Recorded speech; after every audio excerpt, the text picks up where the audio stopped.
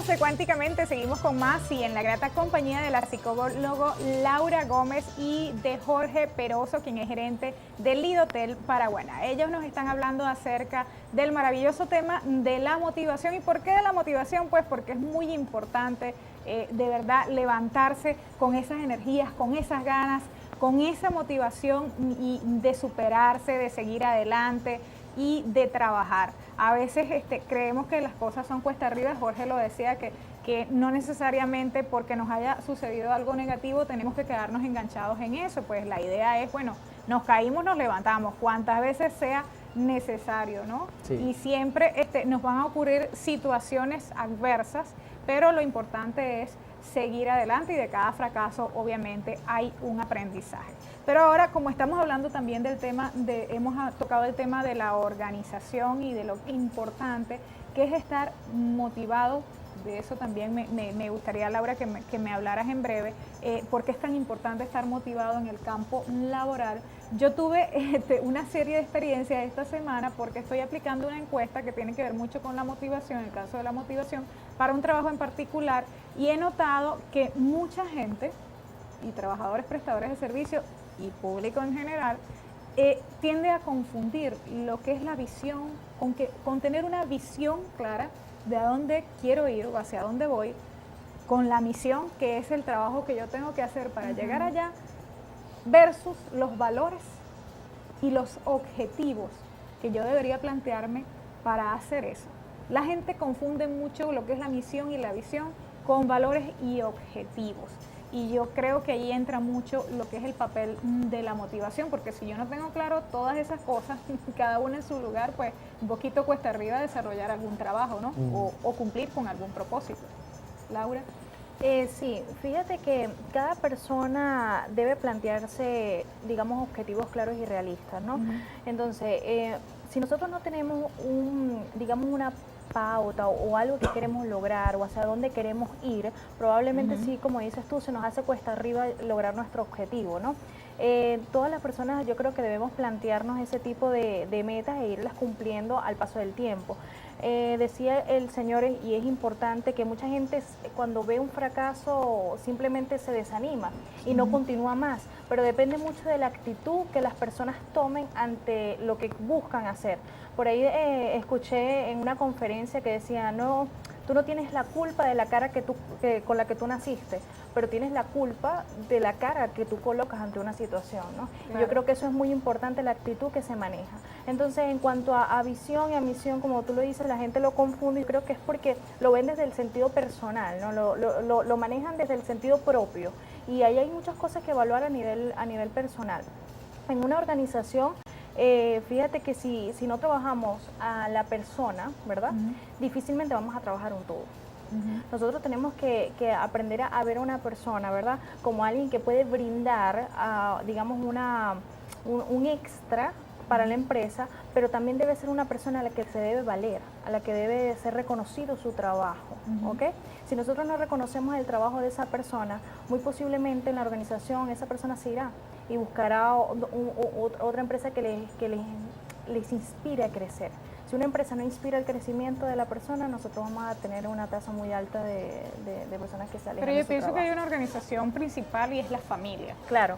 Tú tienes una familia, Jorge. Entonces, yo imagino que, bueno, habría que preguntárselo al colectivo, a la gente que nos ve, si de verdad se han planteado cuál es nuestra visión o nuestra misión como familia, ¿no? A lo mejor algunos lo tendrán claro, otros habría que preguntárselo o plantearse y hacer la reflexión. Y así también como la visión y la misión, los valores y los objetivos que no nos los planteamos, porque en la vida a veces no lo planteamos. Tenemos que llegar a una organización exitosa, entre comillas, para poder plantear esa situación, Jorge. Sí, o sea, lamentablemente ahorita vivimos una sociedad escasa de valores, por eso encontramos mucho encuentro o roce en las empresas. Porque, wow, no hay un comprendimiento porque tú eres así, porque yo soy así. Pero la misión yo la veo como algo, lo que tenemos que hacer, y la visión hacia dónde quiero ir. Los valores van a ser esas herramientas que me van a ayudar a ganarme ese respeto y esa admiración. Porque uno como líder o como gerente tiene que ser siempre un ejemplo. Y como yo le decía, muchas veces me dicen, no, pero es que mi jefe no es ejemplo. El ejemplo no siempre viene de arriba, de abajo se puede dar el ejemplo. Puede ser un caso, vi un ejemplo, un video donde pasa que la mamá está hablando por teléfono y le dice a la amiga, no, vamos al centro comercial, listo, yo llamo para el trabajo y digo que estoy enferma.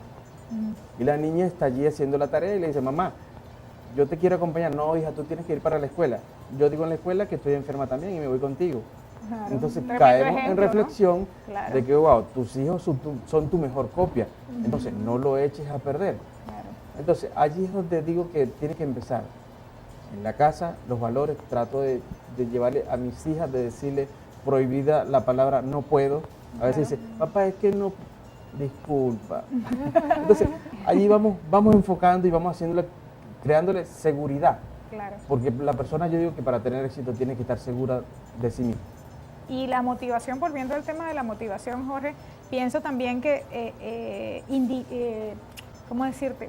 Comenzar a ver desde temprano, quizás tú inculcándole a tus hijos, quizás también Laura desde su trabajo, porque inculcarle a la gente dónde puede estar su propósito de vida, dónde puede estar su misión y de acuerdo a eso actuar actuar con motivación, ¿no? Ese es otro temazo, el propósito de mi vida, que muchas veces nadie sabe o nadie habla o ignora ese tema. Claro, y por eso es que estamos desmotivados, pienso yo. ¿Cuál es mi propósito de vida? Yo te digo, hoy en día yo sé, mi propósito de vida, yo siempre, ¿a qué me he dedicado yo? Servir, dar, enseñar, ayudar, y me ha ido muy bien con eso. Si uno por un cierto tiempo se enfoca en pensar así es como piensa Dios. ¿Qué hace Dios? Servir. Entonces, voy enfocado, yo siempre digo que yo hago tremendo equipo con Dios. Y yo le digo, Señor, ayúdame, ponme a las personas. ¿Cómo llegué, por ejemplo, yo al Lidotel? Que no entendía, wow, ¿cómo hago yo para irme de esta empresa que me dio 15 años? Prácticamente me crió, me formó, hice carrera allí. Y cómo le digo que me voy para esta empresa ahora. La razón fue, viniendo yo, saliendo de mi casa, digo, Diosito, dame una señal, ¿verdad? De que la decisión que voy a tomar es la correcta. Enseguida se me cruzó la buceta del Sanvil, Lidotel, síguenos, Sanvil, arroba, ahí está. Más dije, claro. Listo, si tú me empujaste, si tú me diste eso, es porque estoy respaldado contigo. Claro. Entonces, ahí fue donde tomé yo mi decisión. Claro, y vuelvo y digo, porque creo que te lo decía fuera de cámara, que lo interesante y lo hermoso de esto es que tú identificaste desde muy joven, que tendría que ser el deber ser para todos, cuál es realmente tu motivación principal, cuál es tu razón de ser, cuál es tu propósito en esta vida. Tú que trabajas en la parte de psicología y que has atendido en muchas consultas, familias, padres de familia, ¿cómo está el caso de la motivación, de la identificación de ese propósito en la vida y sobre todo porque son ejemplos, ¿no?, para sus hijos? Claro. Fíjate que las personas que corrimos con la suerte de elegir lo que de verdad deseábamos hacer, creo que es algo muy, muy próspero. Yo creo que es algo que te impulsa a de verdad perseguir tus sueños. Pero no es el caso de todas las personas. Fíjate que en mi trabajo con adolescentes me pasa mucho que a veces no encuentran la motivación o qué los mantiene en el lugar donde están. De repente, bueno, ¿cuáles son tus planes? Bueno, profe, yo quiero irme a estudiar, quiero estudiar esto, quiero estudiar ingeniería, o de repente quiero estudiar medicina, ingeniería y medicina. O sea, más o menos explícame cómo se come eso, le digo yo, ingeniería y medicina. Entonces ahí se ve un claro ejemplo de que no hay ningún tipo de objetivo claro. Entonces tú tienes que ver atrás. De todo hay un trasfondo. Claro. Cuando tú trabajas con los padres, tú ves que el padre tampoco tiene un objetivo claro de vida. A veces hay un padre ausente o una madre ausente, porque incluso puedes tener padres ausentes a pesar de estando en la misma casa. Claro, pero padres no hay que están concentrados en su trabajo, que de repente no hay comunicación con sus hijos. Fíjense que yo les digo a todos los padres, hay 3 cosas que deben recordar y que son 3 pasos importantes. Si tú no te conectas con tu hijo, no vas a conseguir nada de él y vas a conseguir un muchacho rebelde. O sea, una digamos, de los males de la adolescencia es eso, que el mecanismo de defensa, me alejo. Si tú no me das lo que yo busco, me alejo. Entonces, ¿qué pasa? Si tú no te conectas con tu hijo, no inspiras con tu hijo, no capacitas a tu hijo, probablemente no vas a obtener una persona segura de lo que quiere, ni mucho menos de sí misma.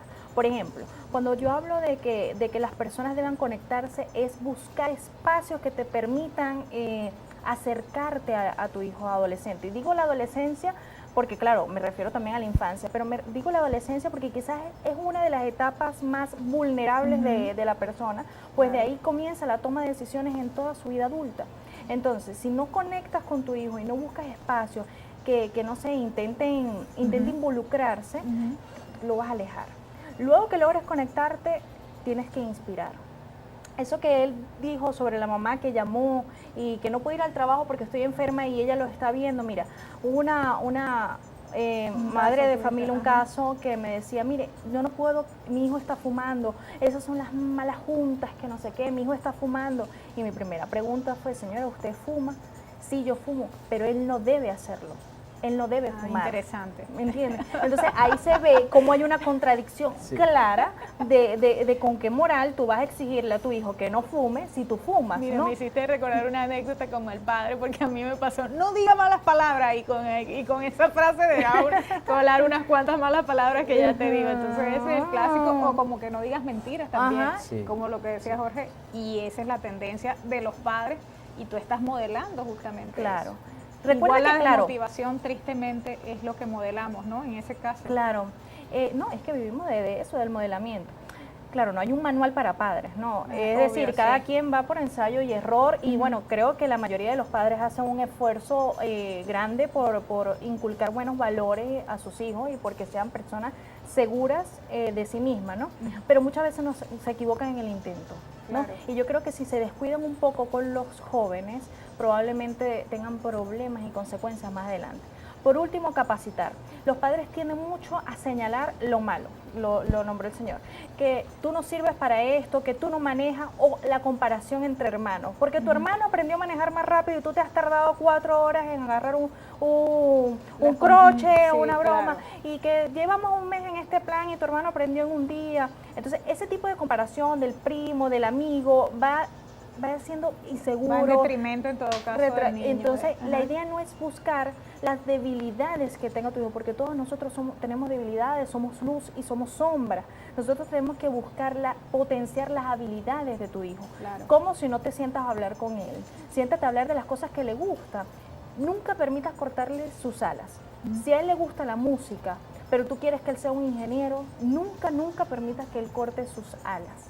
Es decir, promueve, busca ayudarlo, que él sienta en ti un apoyo para lograr sus sueños.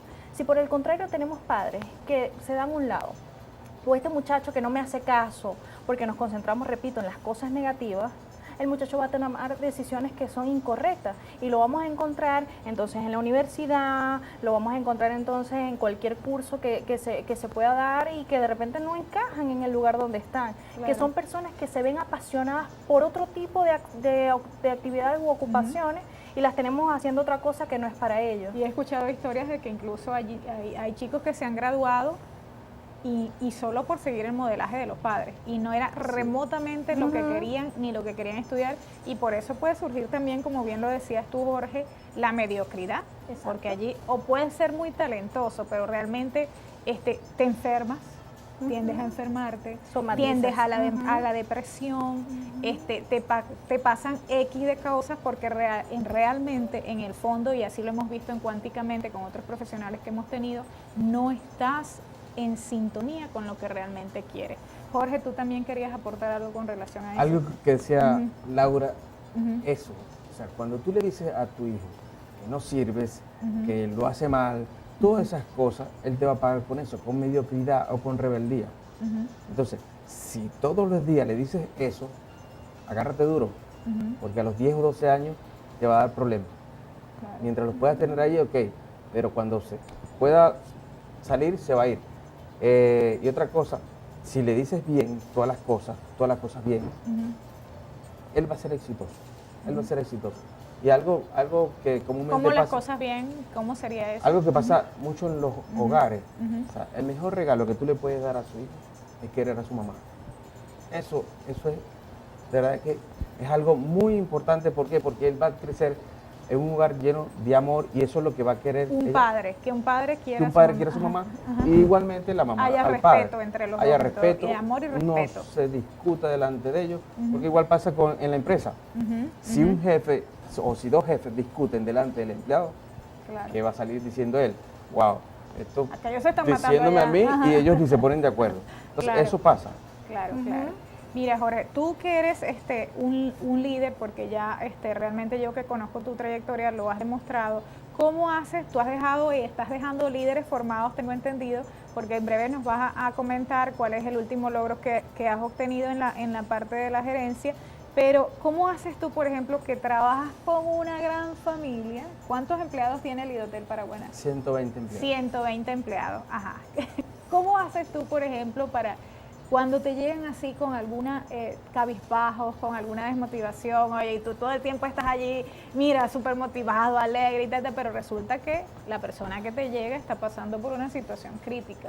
¿Cómo haces mientras tú no estás para mantenerlos motivados para que, una es cómo haces cuando no estás para que ellos se automotiven y otras cómo haces para que cuando se te presentan en esos casos de que la gente está cabizbaja por situaciones de separación, bueno, situación económica, X tantos problemas, de enfermedad puede ser, entonces, oye, ¿cómo le inyectas tu pasión, amor por la vida a esa persona? Así, amor. Bueno, ¿cómo los motivo? Muchas veces me llegan a la oficina, no por cosas de trabajo, sino por cosas familiares, personales. Pero yo no sé, les fascina hablar conmigo, respetando a la doctora, yo hago de psicólogo ella también. O sea, Bueno, de eso hacen los gerentes mucho. respetando, pero no es fácil porque uno tiene que tener su inteligencia emocional muy bien centrada, sí. para no caer y deprimirse con ello. Hay muchos problemas, muchos temas de que hablar a nivel social. Y nada, Lo uno primero que hace, es escucharlo. lo en todo primero caso. es escucharlo. El secreto de que alguien salga motivado o un poquito con más fuerza es escucharlo. La gente tiene que drenar sus cosas y luego darle cualquier palabra de aliento. O sea, si es la muerte de un familiar, porque puede pasar, no le puedo, ¿verdad?, levantar a su familiar, pero sí basta con un abrazo sincero y un beso. Claro. Ya con eso moralmente lo activo. Demostrando que estás allí. Bueno, eso es uno de los casos. Luego, al regresar de la pausa, porque ya tenemos que hacer una segunda pausa, me vas a comentar sobre el segundo escenario, que cuando tú te vas, por ejemplo, porque ya tienes que de repente emigrar a hacer otras gestiones también en el área de gerencia, pero a nivel de Venezuela, ¿cómo quedan esas personas para motivarse y seguir allí adelante? Bueno, eso lo vamos a ver en breve.